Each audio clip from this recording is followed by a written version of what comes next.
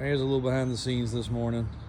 This is not one of the cool restored classic square bodies, but nevertheless, it was a square body that I purchased from a local dealer that had purchased it from a friend.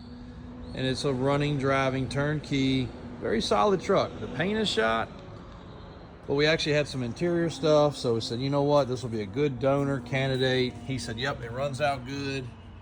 So, cool. You know, it has that grandpa look with the camper shell. Well, just to show you guys some of the reconditioning, even on the less expensive trucks. Once we got in for service, they said, okay, it needs ball joints with the control arms and the bushings. So, control arms, bushings, the full assembly. And while we're doing it, let's do the lowers. Couple of little miscellaneous things, oil change. I'm not sure if they put those shocks on or not, but they are fairly new.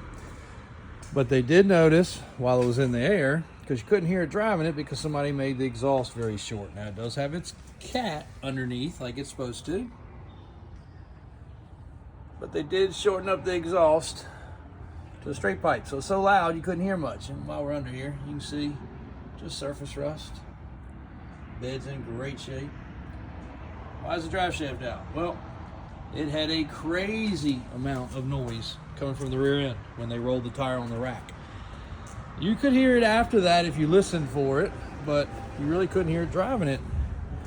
So now the rear end is pulled apart and it is getting bearings. Somebody had put something in there to try to quiet the noise down. I don't think it was the dealer that did it. I think it was probably the previous owner.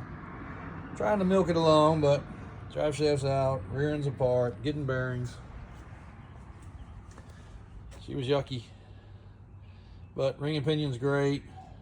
Got a tall gear, should get good gas mileage. But we'll be back together and straight here shortly today and on to the next projects.